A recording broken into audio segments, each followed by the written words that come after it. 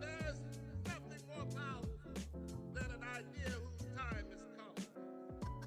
Yes, the idea of freedom, liberty, and justice for all. Yes, that was the idea, but I declare that now is the time.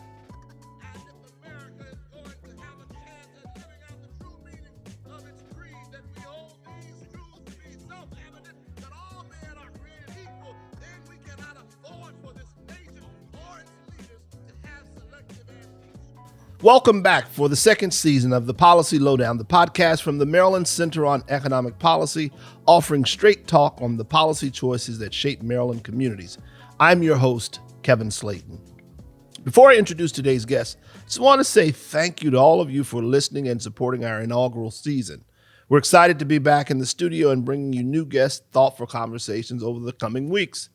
Season 1, as you may recall, focused on the state budget and how it affects all of our lives. And while we were branching out into other topics, this season I think it's appropriate that we're starting off talking about budgets again, but this time we'll be focusing and discussing on specifically the Baltimore City budget. I couldn't have two better guests than those who I have with me today. I'm excited to welcome two fantastic individuals, two guys that I think are absolutely brilliant in the work that they do. First, I'd like to introduce Baltimore City's Comptroller, Brother Bill Henry. Bill Henry has served as the city's Comptroller since December of 2020 and previously served on the Baltimore City Council. Brother Henry, please tell us a little about yourself and share a little bit about what the Comptroller actually does. Well, first of all, thank you for having me here. The Comptroller, a lot of people think that the Comptroller is in charge of the city's money.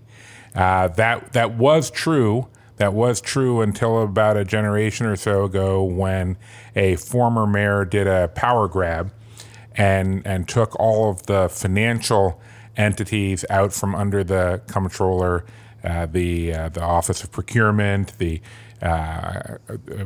Budget Bureau, the Accounts Receivable, Collections, took all of that away and created a Department of Finance under the mayor. And what was given to the Comptroller at the time was the Department of Audits. And between now having the Department of Audits and the new, at the time, Comptroller Hyman Pressman, there was a new culture created of the Comptroller as a watchdog, that the Comptroller keeps an eye on the mayor and the mayor's agencies in terms of how they are spending our tax dollars, the city money, and the way that our office has done that for the last 2.5 years is by trying to make the city's dealings more open, more transparent, because at the end of the day, the important thing about a watchdog is it lets the people know something's going on. And so we work with the administration to try to help them find ways to be more effective and more efficient with our money. But at the other, the other thing we do is we try to be as open as possible and make sure that as many members of the public understand what we are doing with our money, because at the end of the day, the decision of whether or not to stick with a particular policy or vision, that decision is up to the people. And every 4 years when they elect a mayor, they are determining whether or not they want to stick with that vision or they want a new one. Coming in the middle of a pandemic as the watchdog, how's that going? It's interesting. The biggest impact has been the pandemic made a lot of interaction that previously had been in person virtual.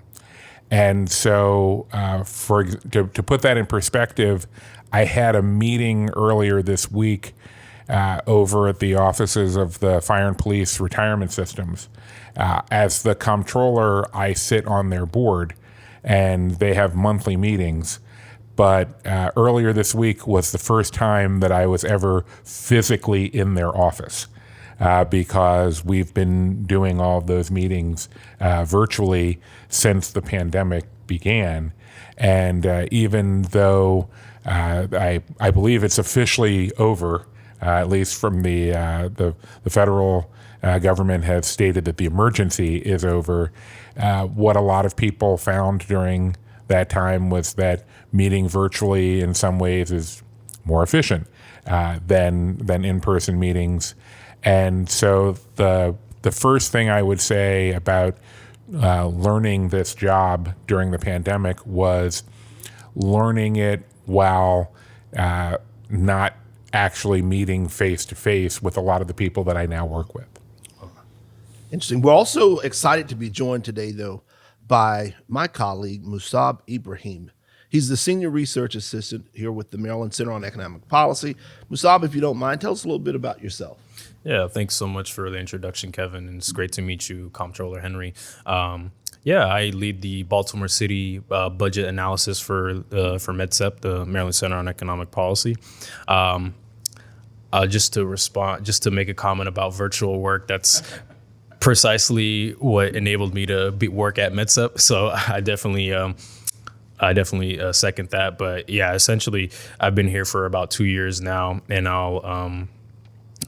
my work leading the city budget has, taught me a lot about city budgeting in general, but also how, about Baltimore specifically. So they're definitely glad to be here. Well, glad to have both of you join us today. But before we get started discussing what's in the city budget, I'd like to talk a little bit about the budget process. Comptroller Henry, can you walk us through the city budget process? How are spending decisions made? What steps does the city leaders, have to take to ensure that the budget reflects what the community wants and needs, so forth? Sure. First of all, the city's budget process is, for all intents and purposes, a year-long process. The Budget Bureau will get a couple weeks off next month because the budget season is coming to an end this month. Later in June, well, we'll get to that when we go through it. But the process starts late summer, early fall of every year as the Budget Bureau starts looking at the previous year's budget and starts to request input from the individual agencies for what they would need, what would be different in the coming year's budget. They put that together in the fall and early spring of the year. They track economic forecasts in an attempt to help project revenue. They keep abreast of what's going on in Annapolis during the General Assembly session in the spring in terms of what money the city will and will not be getting from the state. And the first draft of the budget, we'll call it, comes as the preliminary budget recommendations from the Bureau to the Board of Estimates in mid-spring, usually just before or just after the General Assembly ends. But if it is before the General Assembly session ends, then one of the things that happens during the Board of Estimates section of the process is any corrections that need to be made to the budget because of last-minute changes to the state budget get integrated. During the spring, in recent years, the Budget Bureau has tried to do community engagement. During the pandemic, that was a little more challenging than usual. But I remember when I was a council person, bringing members of the Budget Bureau staff out to my district, and they would play what we call the budget game, where they lay out a draft version of their budget online, and it is really set up like a computer game in the sense that you can make adjustments yourself depending on what you think the city should and should not be spending money on. And I have found it useful in terms of helping people, first of all, have a grasp of the wide range of services that the city provides and pays for, and also it's been helpful giving people a sense of the scope of how much money we're talking about. A lot of people talk about we spend a lot of money on the police department. but not everybody knows what is a lot of money.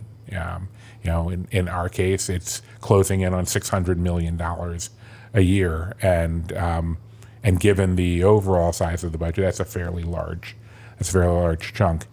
But after the preliminary budget is delivered to the Board of Estimates, the Board of Estimates has the first of two taxpayer nights, which is an opportunity for the public to come and tell the Board of Estimates what they think of this draft budget. The Board of Estimates is supposed to take that feedback and any changes that it has from, say, last minute changes to the state budget, incorporate that, and then the Board of Estimates will pass a final version of what is going to be submitted to the City Council. And that's kind of where we are right now in the process. The Board of Estimates has submitted the budget to the City Council, and now the City Council is having it. The first City Council has its own taxpayers night, where the public gets a second bite at the apple to come in and this time tell the City Council what should be done. And now the City Council is having budget hearings with city agencies this week and first part of next week, where they ask their own questions and do their own due diligence into agencies' plans for next year and their performance to date. And after the budget hearings have been concluded, the City Council will first, as a committee and then as a whole council, vote on the budget. If they're going to make any changes to the budget, those will likely come as committee amendments.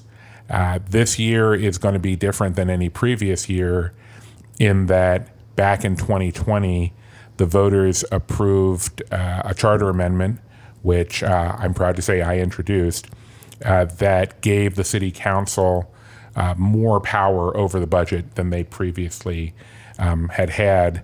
Until this year, the City Council could only cut appropriations that the mayor or the Board of Estimates had proposed. And beginning with this year's budget, if the City Council wants to spend more money on something, it can do that simply by making cuts elsewhere and reallocating that money. I have not yet had a chance to have those conversations with the council in terms of, is that likely? Is there anything in the existing budget that they would feel as a group needs to be reduced, and are there any increases that they can all agree on? Because you will need a minimum of 10 of the 15 council members to agree to make any changes if they want to ensure a veto-proof majority for making those changes to the budget. Quick question out of curiosity. You were elected by the people to be the watchdog. Mm-hmm. That preliminary budget that comes before the Board of Estimates, is there a courtesy given to you to sort of see what going to come before you all first? There's, I'm going to say, a minor courtesy in that we get briefed on the budget before the budget is publicly released. Okay. But, and this was I'll be honest, this was a real struggle the first year, because the first year I was still thinking a lot like a council person. Mm-hmm. And as a council person, I would go into budget season every year, looking through the agency detail books and looking for suggestions that I would want to make, and maybe were there areas where I could convince my colleagues we should get together and propose these cuts and try to negotiate additional things. That doesn't happen at the Board of Estimates level, because as I've spent the last couple of years explaining to people, the Board of Estimates is the fiscal policy making body for the city. We approve all contracts, all purchases, and we propose the budget to the city council. But for all practical purposes, the Board of Estimates, its 5 members are the mayor, the city council president, and the comptroller, all 3 citywide elected officials. But then the 4th and 5th members are the city solicitor and the director of public works, both of whom work for the mayor. So for those of you following along at home, on a 5-person board, the mayor has 3 votes. The mayor does not have to look for votes on the board. The mayor has to, even when the council couldn't move money around in the budget, the mayor still had to make sure that there were at least majority of the council willing to vote for the budget, and make sure that they weren't trying to cut things. At the Board of Estimates, there's never been any culture of, I got to get everybody in line to make sure that this moves forward, because they already have the votes they need. So there's the courtesy of making sure we're briefed, but the comptroller doesn't really get any input into the formulation of the budget, which, just to be clear, is dramatically different from prior to 1964, when the Budget Bureau worked for the comptroller, and it was actually the comptroller who put together the budget, but in cooperation and collaboration with the mayor, because the mayor has the 3 votes on the Board of Estimates to make sure that the budget moves forward. So there used to be more, working together of the executive branch. But when, I think it was Theodore McKeldin, when he did that power grab, he made the working together part unnecessary. Thanks. That's a lot. Musaab, as the comptroller mentioned, there has been a major shift and change in the role that the city council is now able to play with the budget process. It mirrors the one that's taken place in Annapolis, and gives a little ability to adjust the state budget on both at the state and at the local level. Maryland Center on Economic Policy, we supported both of the ballot measures. Why do you think this change is important? Yeah, well, as you just mentioned, Kevin, Maryland had an unusual relationship between the legislature and the executive branches. As you said, this was going on in Annapolis as well, and this was also going on in the city as well. And so now those things are changed, and that allows for more, like Bill said, working together between the 2 branches. City council members are more accessible to their constituents versus like the mayor, for an example, because the mayor, just by his role, doesn't represent as many people as the city council constituents, or they're just a lot more accessible to the city council persons versus the mayor themselves. So with this change, it creates greater opportunities for Baltimoreans to advocate for what their communities need to thrive. We have the 2 taxpayers nights that, seek input from the city residents. This is one of the mechanisms that might actually see those recommendations move a bit forward. And it also creates greater incentive for this mayor and the city to work together in terms of sharing the priorities to fund what the city needs. And while it might not be a guarantee that it happens, this process was very much necessary to at least foster that engagement. Comptroller Henry, what were some of the issues facing the city financially going into this budget cycle? And in particular, how did that affect some of the choices that were before the mayor and the city council? Well, probably the biggest single issue before the city this year in terms of budget impact was there was a shift in our projection of how much money we would need to contribute in terms of our local commitment to the Baltimore City Public Schools. The Kerwin recommendations called for the state to provide more money for public education, but to leverage that individual localities were also going to have to put more money in. And in our case, there had been an expectation that we would put a bunch of money in last year, but bunch more than usual. And then over the next couple of years, there would be significantly more modest increases. And then partly because of the overall economy, aspects of the funding formula changed, and the city, the way they described it is, we slipped out of an economic tier that had kept us from having to contribute as much more as some of the other subdivisions, and we slipped down into a tier with some of our other peer jurisdictions. And the financial upshot was we had to pay about $79 million more than we were expecting to pay towards city schools.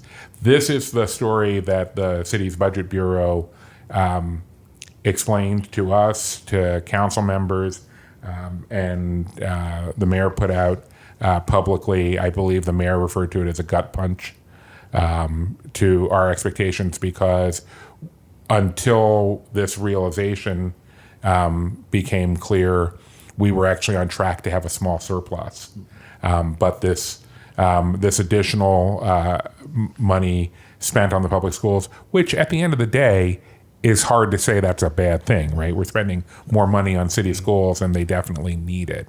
But it did create a little bit of a challenge for the city in terms of trying to then balance the budget without making any significant cuts to existing services. Now, I feel obliged to say that when I later had a conversation with some folks at Baltimore City Public Schools, they were very confused by the Budget Bureau's story, because not that the money didn't really have to be paid, but they were confused by the idea that this was a surprise.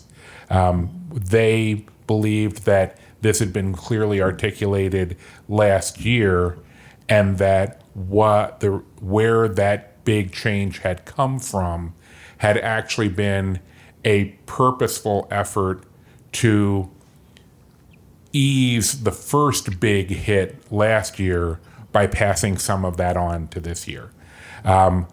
Since I very recently had that conversation, I have not had the opportunity to go back and see if I can dig out something from last year to show that the Budget Bureau knew that then.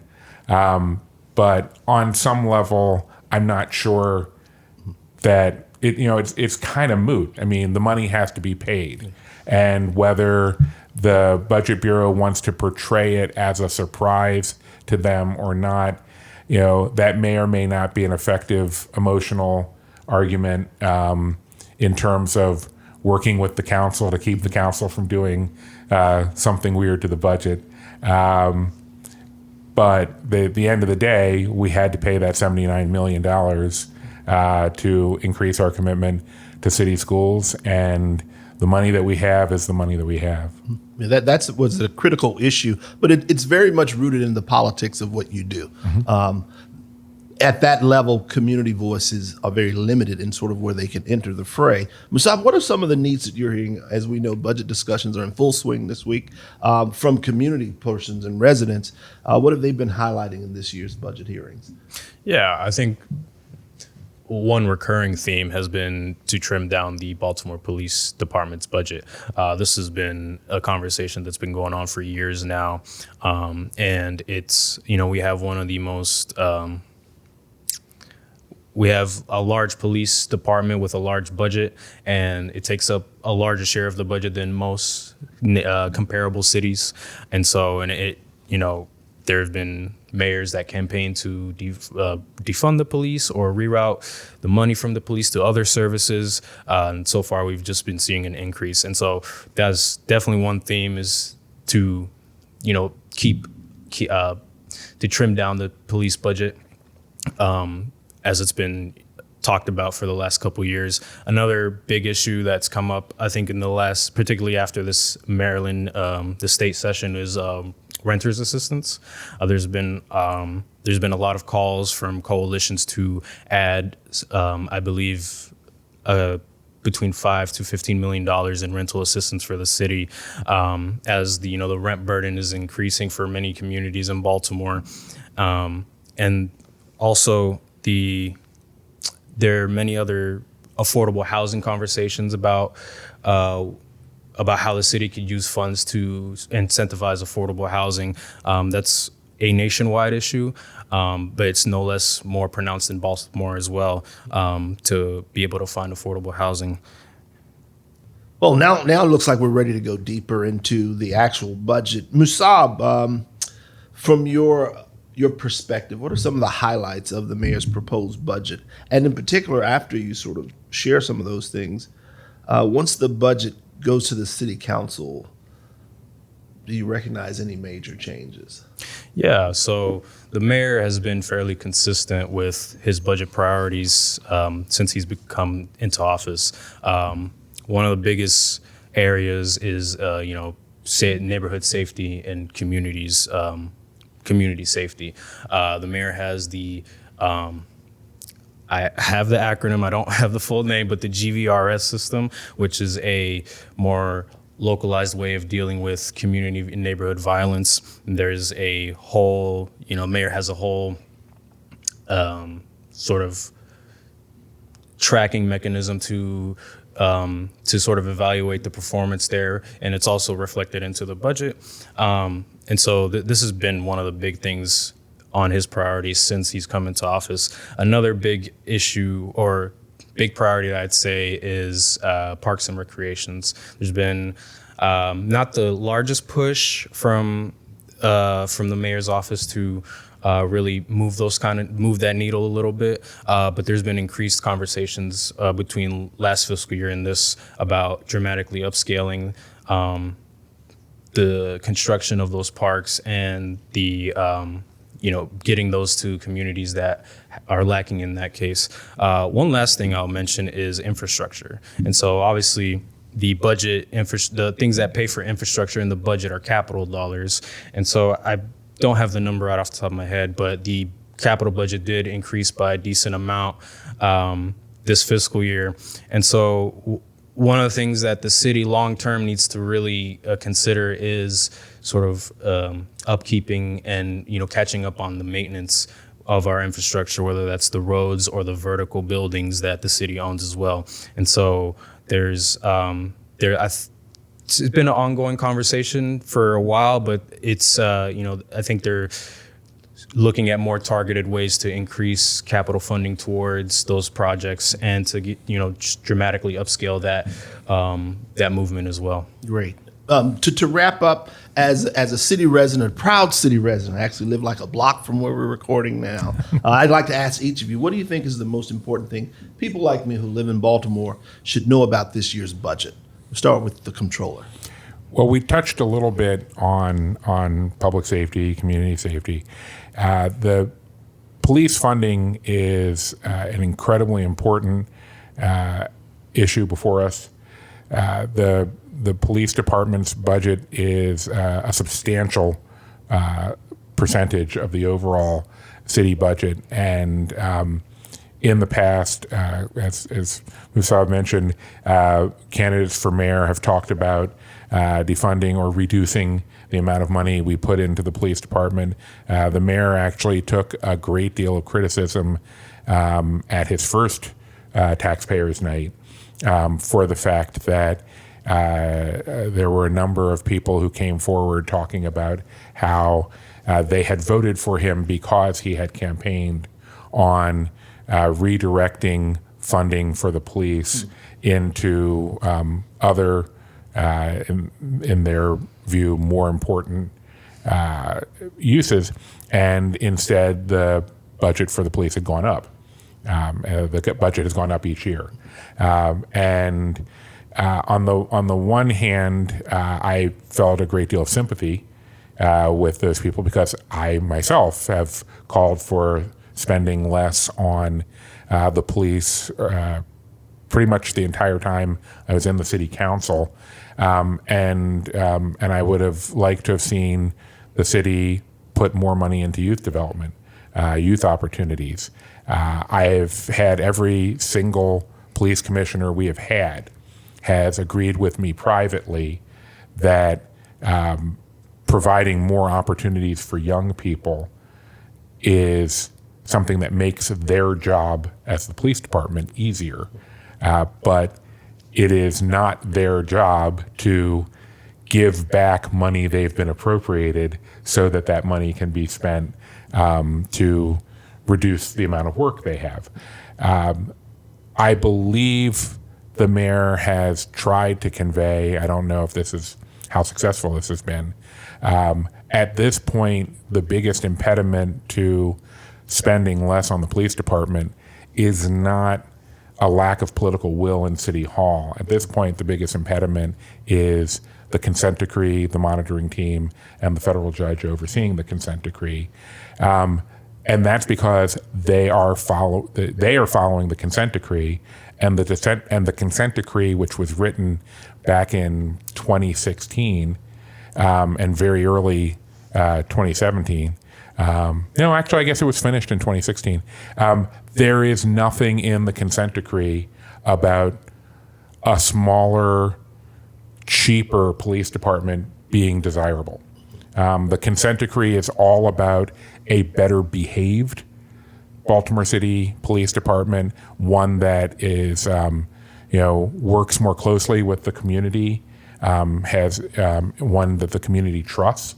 And I don't think anybody has changed their mind on those goals. Those are all good goals. But it specifically says in the consent decree that the city not having enough money is not a sufficient reason to not pursue the goals. And so what that effectively becomes is the consent decree is kind of a blank check to keep putting more money into the police department as long as we're moving towards making it a better department, which is, on some level, still a laudable thing. And I think we all want a Baltimore City Police Department that works well. But that is the biggest challenge right now, to sort of clawing back the literally hundreds of millions of dollars that we're paying to police our city, and therefore do not have that money available to invest in the human capital of our city. Wow. Musaab. Yeah, I couldn't agree more with Bill. I think the police department, the Baltimore Police Department's budget is, I want to say 25% of the city's full budget. So when you think about how maybe just a fraction of that can be put towards youth development, like the Comptroller said, or what I was going to bring up, affordable housing, I think there's much more good that can be done with that money spent on human capital than to, police our city, essentially. The bill brought up a good point about the consent decree, and one of the things within that as well is they need to modernize their technology and modernize their data collection systems. And, that's been something that's been touted as costing more money. And so, yeah, the consent decree is an impediment, but I also think the city needs to be more proactive in how they approach the human capital issues, thinking of innovative ways to solve the affordable housing issues, to solve the youth development issues, or the parks and recreations issues. I really think there needs to be a shift in the mindset of the city at large and how to address these problems. And we're making strides with, the ballot measure to give the council more power. But the need for the social need for the social issues and the need for the funding to address those issues is still very much lacking. And it's something that's going to take creative thinking and willpower to remedy in the future. Thanks for that response. Dr. King was right. Budgets really are moral documents. They speak to who we are. They speak to the type of communities that we want to live in. I could not be more excited than the time we've shared. Thanks so much to the Baltimore City Comptroller, Bill Henry, and my colleague, Musaab Ibrahim, for joining me.